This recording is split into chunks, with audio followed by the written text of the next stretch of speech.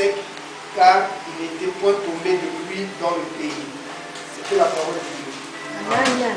Amen. Amen. Merci. Nous acclamons très fort pour Jésus.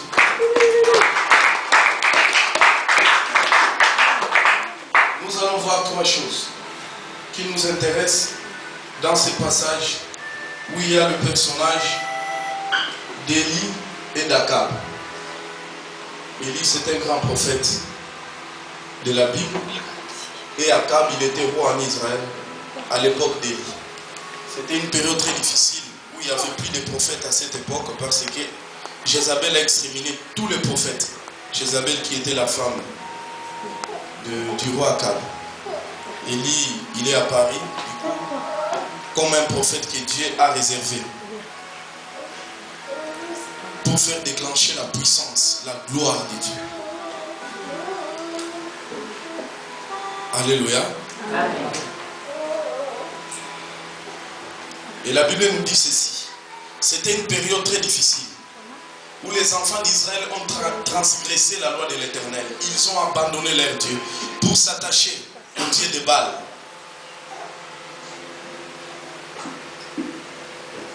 Alléluia. Amen. Et pour convaincre le peuple de Dieu à revenir à leur Dieu, il fallait qu'Élie fasse quelque chose. Élie a déclenché la chasseresse en Israël. Il a frappé Israël de la malédiction de Dieu. Alléluia. Amen. Tout ça, c'était pour permettre, c'est Dieu qui a permis cela, pour ramener le cœur des enfants d'Israël vers leur Père, notre Dieu. Et du coup, Élie s'est levé devant Akab, il a dit, il y aura ces années-ci, ni rosée, ni pluie, sinon à ma parole. Alléluia. Et c'est ce qui a été fait. La fois passée, on a parlé sur la pluie de la prière. Parce que Élie, après ces années, il a déclenché la pluie. Mais là, il a arrêté la pluie. Et l'effet de manquer la pluie, bien aimé, sur la terre, ça c'est la sécheresse. C'est un moment difficile où il n'y aura pas de nourriture, il n'y aura pas de provision. Et c'était pareil à cette période en Israël. Il traversait un moment de la sécheresse, un moment très difficile, bien aimé dans le Seigneur, peut-être semblable ou pas à cette période que nous sommes en train de traverser aujourd'hui, car on nous parle souvent des crises économiques, plus de chômage. Il y a plein de maladies. Alléluia. Amen. Beaucoup d'épidémies. Il y a des soucis, il y a des crimes, il y a des suicides, il y a des accidents partout, des tremblements de terre. Partout, si vous regardez à la télé, il y a des plaies. Peut-être c'est Dieu qui a permis cela pour sauver ses enfants.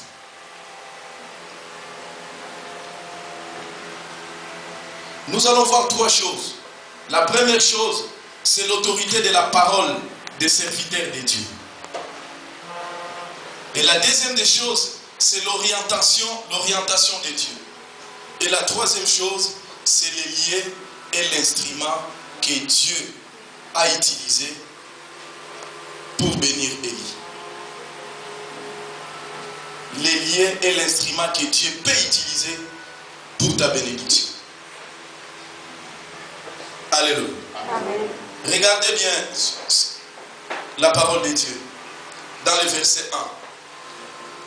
Je veux que nous méditons très bien cette parole. Et nous les méditerons encore plus, même à la maison. Verset 1. Ancien dit nous dit la parole. Je ne vais pas être trop précis. C'est un moment de méditation. Verset 1.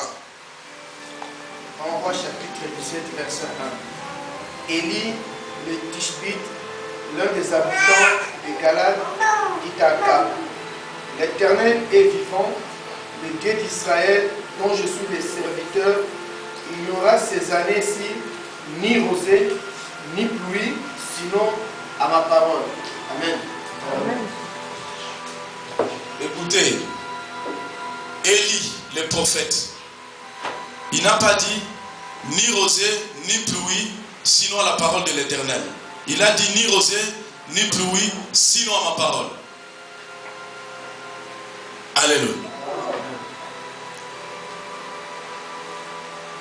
Parce qu'il savait ce qu'il est. Il était un prophète de Dieu. Un prophète de Dieu, c'est la bouche de l'Éternel.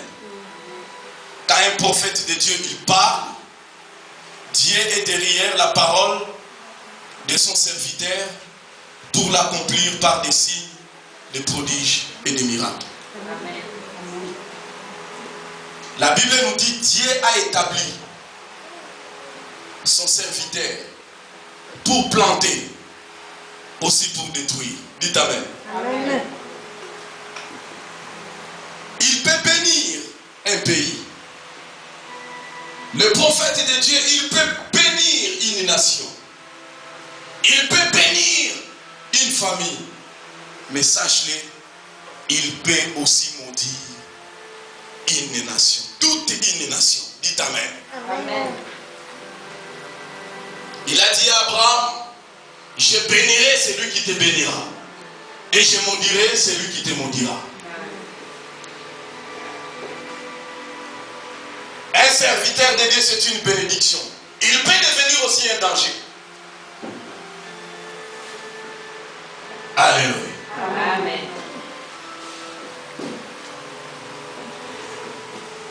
Il a dit, sinon à ma parole. Dieu a établi ses serviteurs. Non pas seulement dans l'église, mais au milieu des nations, pour bâtir les nations. Alléluia. Mais il peut aussi détruire cette nation. Parce que Dieu a mis son autorité et cette personne est devenue un instrument de l'Éternel. Dites Amen. Amen. Amen. Il a dit, ce que vous lierez sur la terre sera aussi lié. Et ce que vous délierez sur la terre sera aussi délié. Ciel.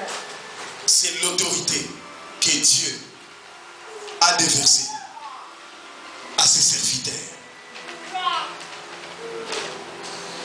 Alléluia. Amen.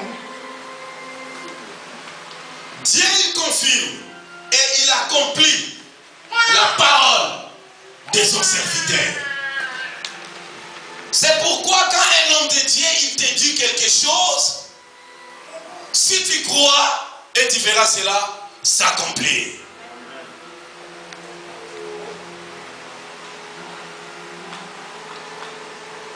Pour ne pas vous laisser dans l'ignorance, nous avons des sortes de serviteurs de Dieu.